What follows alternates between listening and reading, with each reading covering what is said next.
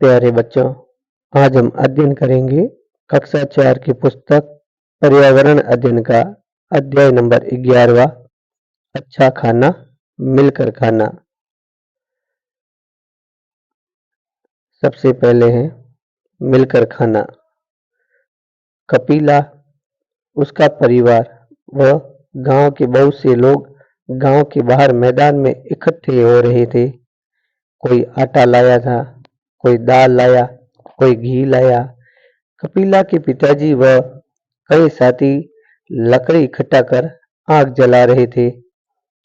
माँ, भाभी व बहुत सी महिलाएं मिलकर बाटी के लिए आटा गूंथ रही थी। कोई दाल बीन कर साफ कर रहा था, तो कोई चूरमे की तैयारी कर रहा था। कपिला ने भी दरिया बिछाने व सफाई करने में मदद करने की ठानी। कपिला ने पिताजी से पूछा, कपिला कपिला ने क्या पूछा कि आज हम सब मिलकर खाना क्यों बना रहे हैं? तब पिताजी ने कहा, बेटा, बरसात अच्छी हो, फसल अच्छी पके, इसलिए हम गोठ मना रहे हैं। कपिला ने कहा, क्या मेरी सहेली इरफान भी इस गोठ में भागीदार होगी? क्या वह भी आएगी? तब कपिला के पिताजी ने कहा, हाँ बेटा, आज तो गांव के सभी लोग साथ मिलकर गोठ करेंगे। गोठ का मतलब सभी जने साथ में मिलकर भोजन करेंगे। एक सहभोज का कार्यक्रम बनाया गया है। अब सोचिए और बताइए, यहाँ अच्छी बरसात हो, इस कामना से गोठ की गई है। आपके क्षेत्र में भी इस तरह के सामूहिक भोज होते हो तो बताइए कि वे कब होते हैं और क्यों होते हैं। जैसे कपिला के गांव में तो अच्छी बरसात के लिए गोठ मनाई है, तो आपके यहाँ जो गोठ होती है वो कब और क्यों होती है, उसके बारे में आप जानकारी एकत्रित कीजिए। तो इसका उत्तर होगा कि सामूहिक भोज सामान्यतः आपसी प्रेम, आपसी सद्भाव, आपसी सहयोग आदि को बढ़ाने के लिए तथा मनोरंजन व खाने पीने का आनंद उठाने के उद्देश्य से ही ऐसी गोठें की जाती हैं।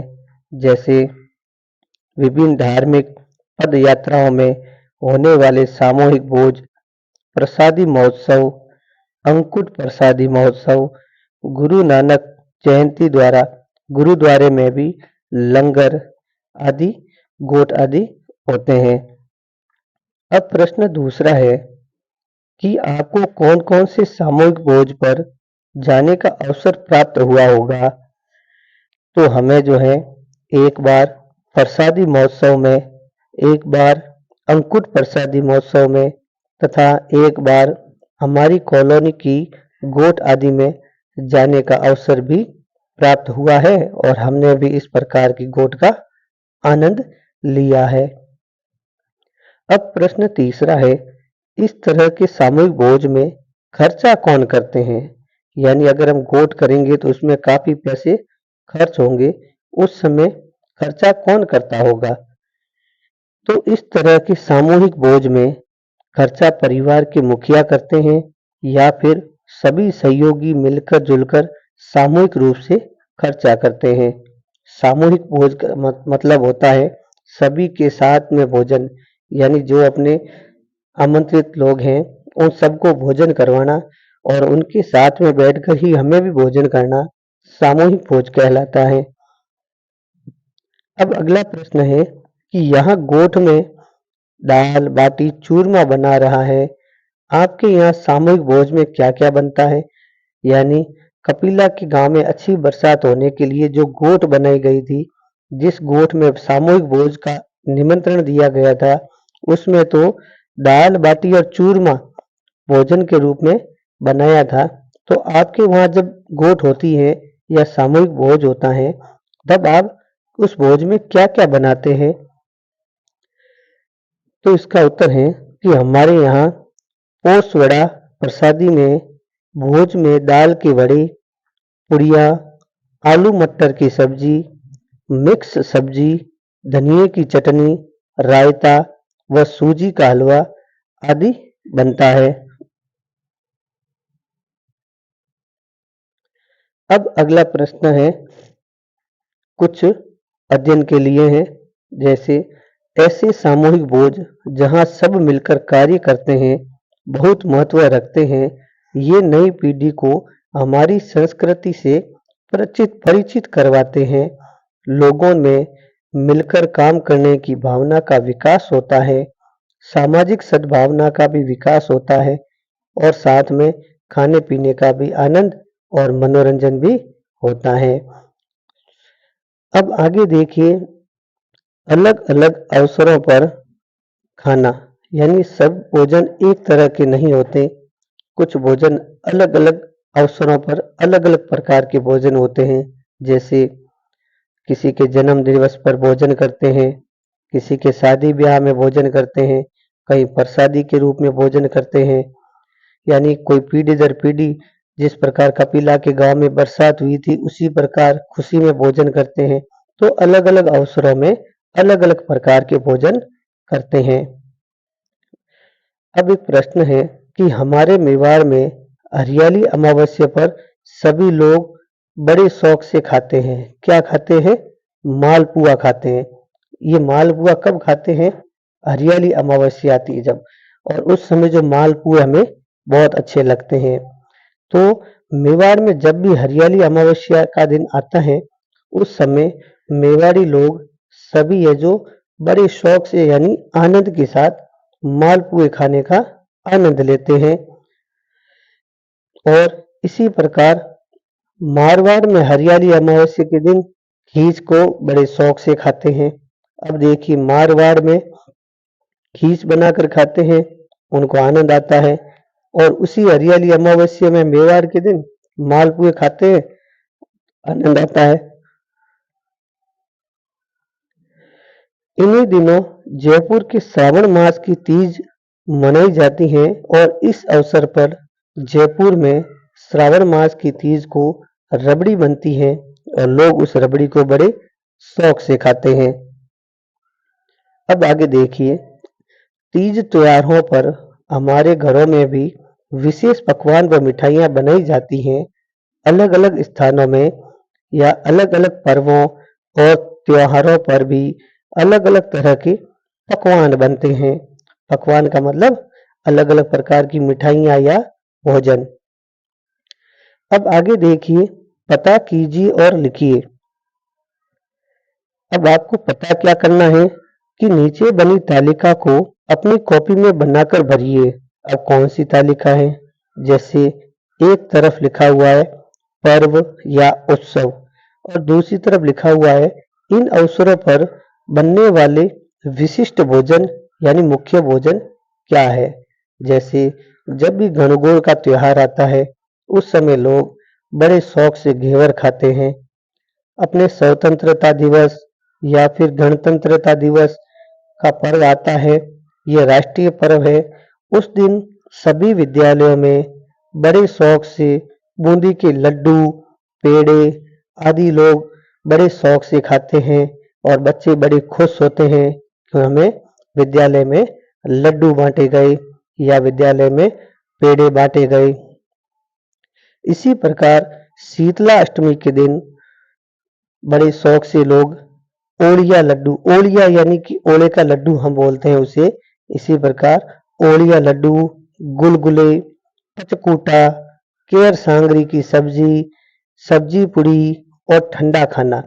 शीतला अष्टमी के दिन ज्यादातर खाना ठंडा खाते हैं।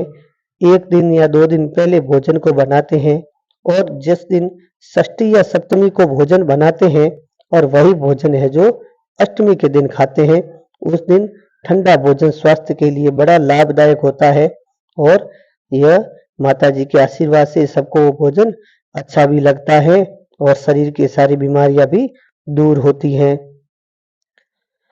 इसी प्रकार ईद के दिनों में बड़ी शौक से लोग सेवइयां बनाकर खाते हैं और मकर संक्रांति पर तिल के लड्डू, फेणी, दाल बाटी चूरमा ये भी लोग शौक से खाते हैं और किसमिस पर केक पेस्ट्री।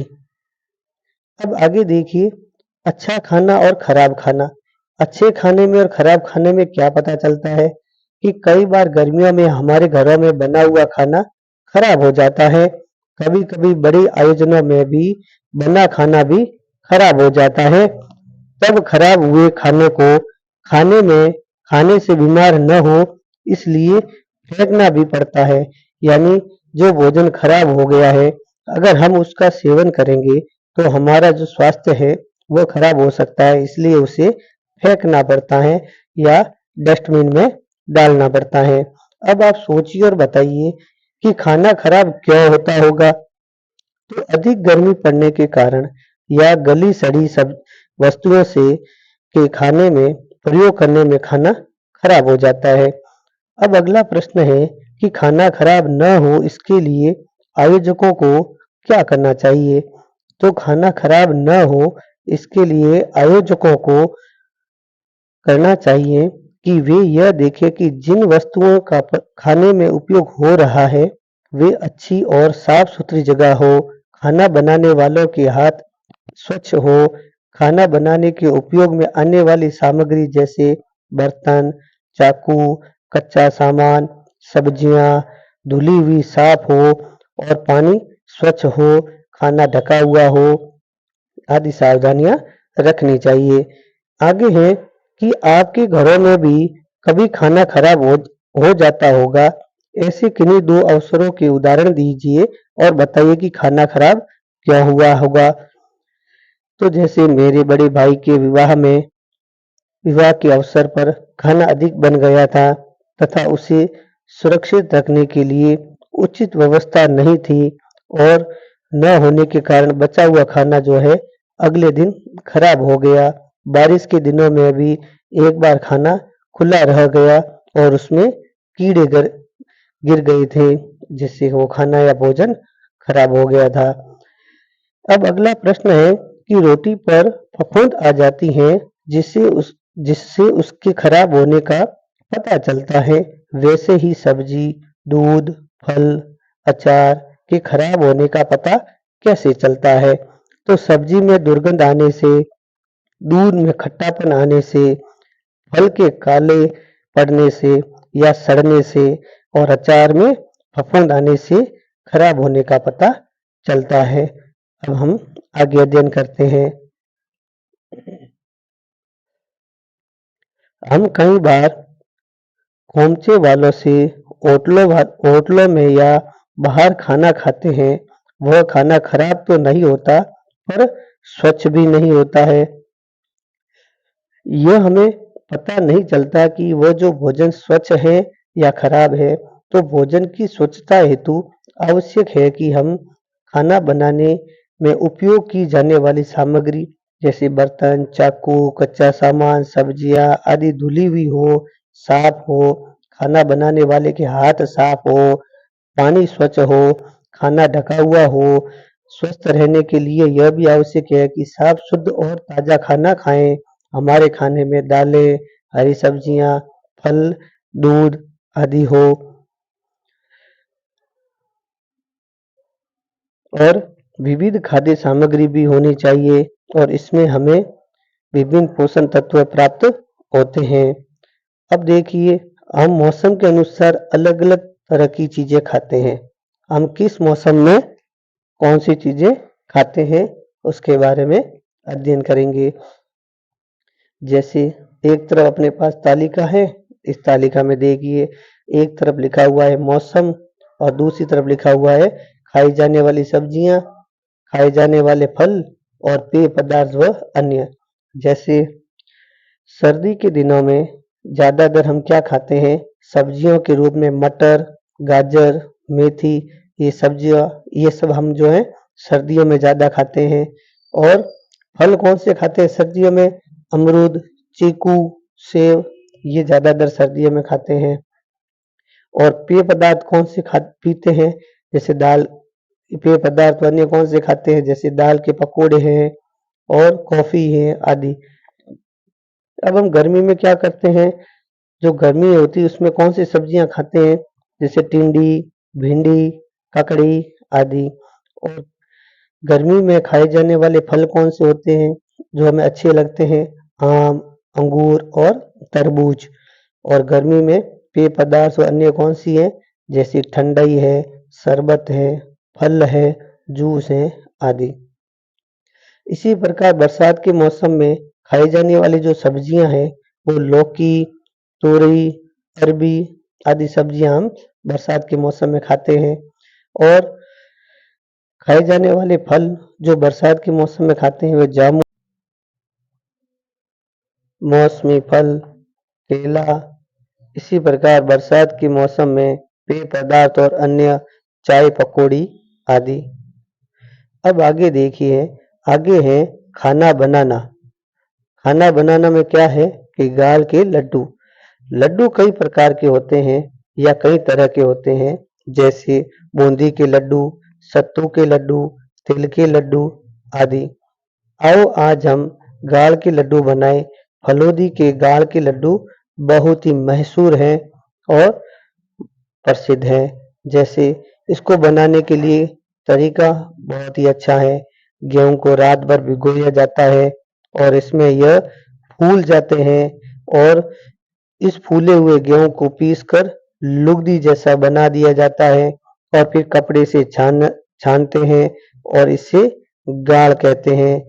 और गाल के बाद में गाल को धीमी आंच में घी में सेकते हैं और जब यह हल्का भूरा रंग का हो जाता है, इसमें मावा मिलाया जाता है और भूरा रंग होने तक सेकते रहते हैं और इसे एक थाल में फैला दिया जाता है और इसमें पहले से ही तैयार गरम-गरम चाशनी मिलाते हैं। ये देखिए गाल के लड्डू बनाते हुए माताजी, ये परात में गाल का है जो घोल भी छाया हुआ बड़ा है। और इस तरह गाल के गोल-गोल लड्डू बनाते हैं और यह 1-2 दिन तक खराब नहीं होते। खुद भी खाओ और अपने दोस्तों और दूसरों को भी खिलाओ। बड़ा अच्छा लगते हैं मीठे-मीठे गाल के लड्डू।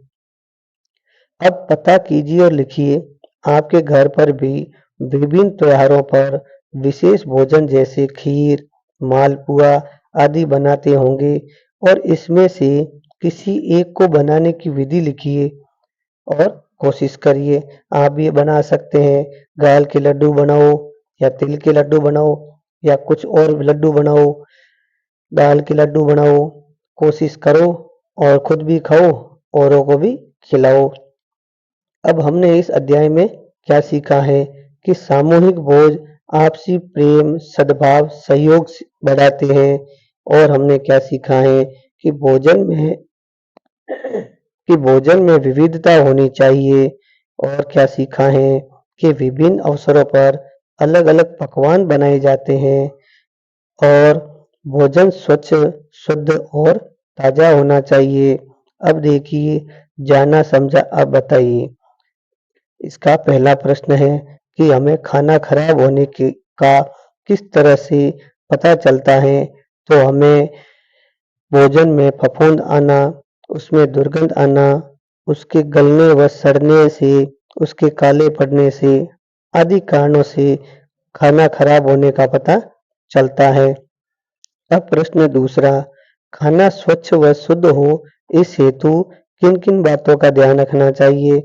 तो खाना शुद्ध व अच्छा हो इसलिए भोजन की स्वच्छता हेतु आवश्यक है कि खाना बनाने में उपयोग की जाने वाली सामग्री जैसे बर्तन, चाकू, कच्चा सामान, सब्जियां आदि धुली हुई हो, साफ हो, खाना बनाने वालों के हाथ भी साफ हो, पानी स्वच्छ हो, खाना ढका हुआ हो आदि बातों का ध्यान रखना चाहिए। अब अगला प्रश्न है, सामूहिक भोज में सब मिलकर क्या-क्या काम करते हैं। तो जब भी सामूहिक भोज होता है तो उसमें सभी मिलकर खाना बनाना, खाना परोसना, सफाई करना, पानी की व्यवस्था करना, सभी अंगों की बैठक की व्यवस्था करने तथा अन्य आवश्यक सभी कार्य करते हैं। जैसे खाना बनाने की आवश्यक सामग्री की व्यवस्था करना, खाना बनाने तथा परोसने वाले बर्तन की व्यवस्था करना तथा खर्चे के लिए आवश्यक धन की व्यवस्था करना आदि कार्य करते हैं। अब एक रिक्त स्थान है, इसकी पूर्ति करेंगे कि मेवाड़ में हरियाली अमावस्या को खाली जगह बनाते हैं।